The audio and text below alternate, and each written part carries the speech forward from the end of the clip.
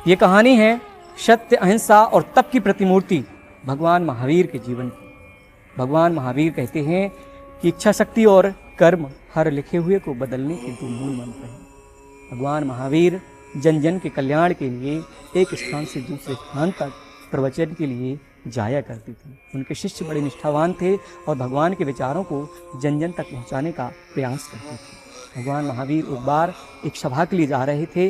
रास्ते में जंगल पड़ता है। भगवान महावीर का एक शिष्य, जो उनका प्रिय शिष्य था, उनसे नाराज चल रहा था और भगवान महावीर को गलत साबित करने का अवसर ढूंढ रहा था। एक पौधे को उखाड़ करके वह भगवान से पूछता है कि क्या इसमें पुष्प लगेंगे। भगवान महावीर ने कुछ समय आंखों को बंद किया और कहते हैं कि अवश्य लगेंगे। वह शिष्य उस पौधे को उखाड़ करके फेंक देता है तो भगवान से कहता है कि आपको इतना भी नहीं पता कि इस पौधे को मैंने उखाड़ करके फेंक दिया है, फिर भी पुष्प लगेंगे। भगवान महावीर कुछ नहीं कहते हैं और आगे बढ़ जाते हैं। सभा स्थल पर पहुंचते हैं। सभा होती है, बारिश का मौसम था, बहुत बारिश हो चुकी होती है। बरसात के मौसम में मार्ग यात्रा करने लायक नहीं थे और उसी मार्ग से वापस आना था जिस मार्ग से वह गए थे। जब वापस आते हैं तो वह शिष्य उसी स्थान पर पहुंचता है जहां वह प्रश्न करता है, उस पौधे को उखाड़ करके जहां फेंक देता है। भगवान महावीर से पूछता है, इसको तो मैंने उखाड़ करके फेंक दिया था, यह कैसे फिर से जन्म ले लिया।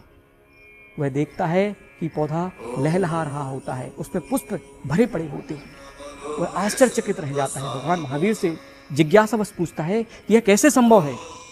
भगवान महावीर कहते हैं कि इच्छा शक्ति और कर्म वास्तव में हर लिखे हुए को बदलने का मूल मंत्र है।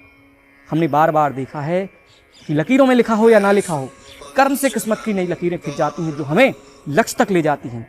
भगवान महावीर कहते हैं यह जीना चाहता है, इसके अंदर जीने की इच्छा शक्ति है।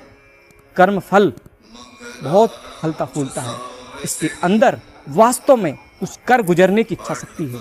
भगवान महावीर जो हर शिष्य को अपना प्रिय शिष्य मानते हैं और कहते हैं कि गुरु के प्रति अगर श्रद्धा का भाव है, कर्म निष्ठा का भाव है, हर पौधे में पुष्प लगते हैं और हर पुष्प में फल खिलते हैं।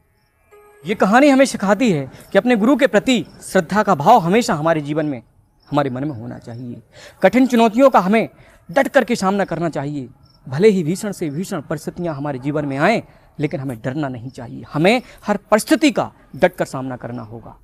आइए हम इस महावीर जयंती पर अपने मनोभाव, अपनी श्रद्धा सुमन उन्हें अर्पित करें और अपने जीवन को उत्कृष्ट बनाने के लिए, अपने व्यक्तित्व को सुधारने के लिए उनके कम से कम उनके गुणों को अपने जीवन में उतारने का प्रयास करें।